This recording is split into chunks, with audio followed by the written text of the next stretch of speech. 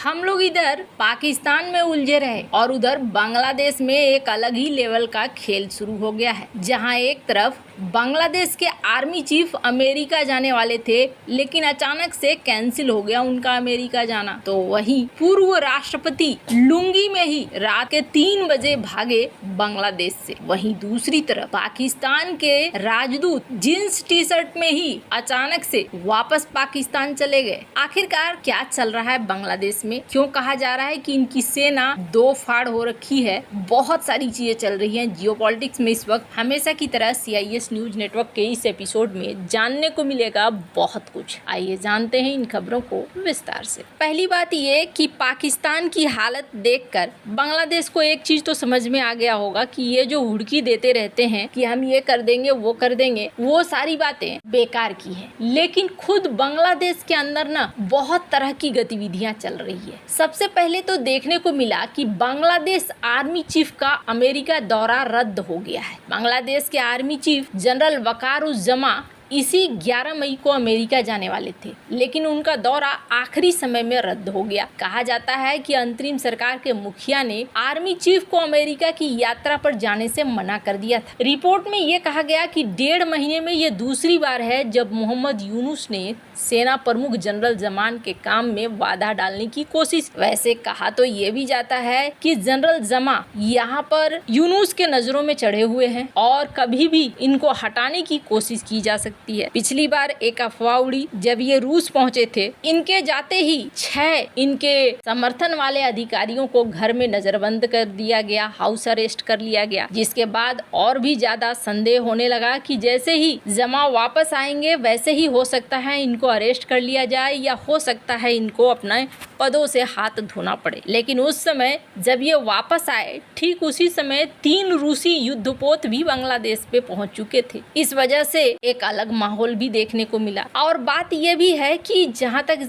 वकारुज्जमा की बात है तो कहा जा रहा है कि जो टॉप के लेवल के सैन्य अधिकारी है ना, उनमें से काफी बड़ी संख्या में सैन्य अधिकारी इनके समर्थन में है। अब फिलहाल इन्हें जाने से क्यों रोका गया है इसका आधिकारिक कुछ पता तो नहीं चला है, लेकिन इतना जरूर बताया जा रहा है कि कुछ न कुछ है जो बांग्लादेश की सेना में चल रहा है। दरअसल बांग्लादेश की सेना में इस वक्त कहा जा रहा है कि 2 गुट बन चुके हैं और एक गुट है जो समर्थन कर रहा है, जो गलियारा बनाने की बात हो रही है बांग्लादेश से म्यांमार को लेकर। वहीं दूसरा गुट है जो समर्थन नहीं कर रहा है इस गलियारे का। पहला वर्ग जिसमें बड़े अधिकारी हैं, प्रभावशाली है, इस गलियारे को लागू करना चाहते हैं। एक गलियारा मतलब एक कॉरिडोर बनाकर उस कॉरिडोर के जरिए यूनुस ने लोगों को यही समझाया है कि इस कॉरिडोर के जरिए हम जो रोहिंग्या हैं उनको वापस से म्यांमार में भेजेंगे। और दूसरा गुट है जिसमें कहा जा रहा है कि जनरल वकारुज्जमा है और कुछ जनरल ऑफिसर्स कमांडिंग है जो इस प्रस्ताव का विरोध कर रहे हैं। उनका मानना है कथित तौर पर जो ये आर्टिकल कह रहा है उस आर्टिकल के अनुसार कि ये जो कॉरिडोर है, इस कॉरिडोर का इस्तेमाल मानवीय सहायता के लिए कम हो सकता है और इस चीज के लिए ज्यादा हो सकता है कि अमेरिका की जियोपॉलिटिक्स यहाँ आ जाए। और दूसरी बात, अराकन आर्मी म्यांमार के पीपुल्स डिफेंस फोर्सेज को गुप्त रूप से समर्थन देने के लिए हो सकता है ये जो कॉरिडोर है, इस कॉरिडोर की मदद से उन्हें रसद वगैरह पहुंचाया जाए। पिछले कुछ दिनों से इस तरीके के कई आर्टिकल्स आ रहे थे। अब 2 अलग अलग वर्ग हो गए हैं। एक वर्ग कहता है कि ये कॉरिडोर बनना चाहिए, दूसरा वर्ग कहता है ये कॉरिडोर नहीं बनना चाहिए। इसी बीच ये भी देखने को मिल रहा है कि BNP और भी कई राजनीतिक दल हैं जिनका कहना है कि ये कॉरिडोर अगर बनाने की बात हो रही है तो ये बात संसद में आनी चाहिए ना। इतनी बड़ी बात यूनुस खुद से फैसले क्यों ले रहे हैं? ये एक संवेदनशील मुद्दा है। अगर म्यांमार से बांग्लादेश का कॉरिडोर बनता है तो मादक पदार्थों के आने के चांसेस बढ़ जाते हैं, रोहिंग्याओं के आने के चांसेस बढ़ जाते हैं। तो फिर ऐसा क्यों हो रहा है कि संसद में बिना बातचीत किए ये कॉरिडोर का निर्माण हो रहा है? तो बांग्लादेश में एक तरफ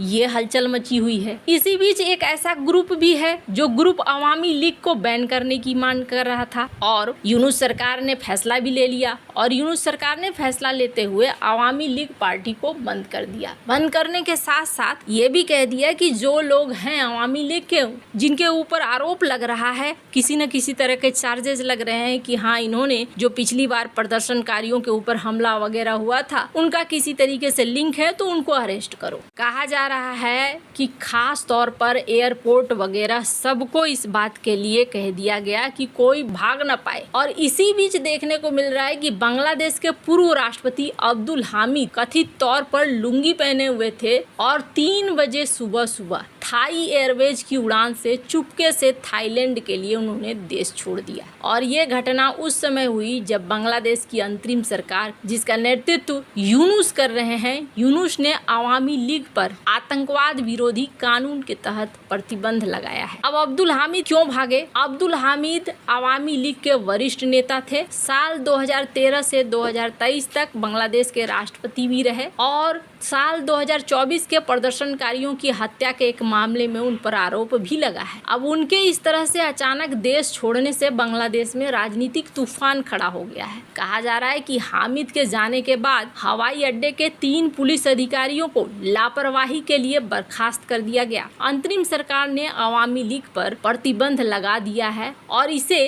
अपने ICT अंतर्राष्ट्रीय अपराध ट्रिब्यूनल में भेज दिया है। इसी बीच अब बहुत सारे ऐसे प्रदर्शनकारी हैं जो ये आरोप लगा रहे हैं कि सबको पकड़ रहे हैं तो ये राष्ट्रपति कैसे निकल गया? क्या यूनुस सरकार बीच में घपला कर रही है? सेलेक्टिव लोगों को छोड़ा जा रहा है। हालांकि बांग्लादेश में ये जो भागने वाला सीन है ना, ये काफी सालों से चलता आया है। मैंने पहले भी कहा है, जिस देश में आम जनता के अंदर अपने देश के निर्माण की तरफ रुचि नहीं रहती है, वो देश फिर धीरे धीरे तबाह होने लगता है। ऐसा ही अभी बांग्लादेश का सीन है, पहले भी हुआ और अब एक बार फिर से देखने को मिल रहा है। अब इस बीच में पाकिस्तान के राजदूत की भी खबर आ रही है कि वो भी अचानक से ही उनको भी निकलना पड़ा है बांग्लादेश से। ये जो देख रहे हैं शख्स, ये हैं पाकिस्तान के राजदूत बांग्लादेश के अंदर। ये कॉक्स बाजार में थे और उस समय कहा जा रहा है अराकान साल्वेशन आर्मी से इनकी मुलाकात तय थी। मुलाकात हो रही थी, जीन्स टी-शर्ट पहने हुए थे, तभी इनको कथित तौर पर ऑर्डर आ गया कि तुम पाकिस्तान के लिए रवाना हो जाओ और ये वहीं से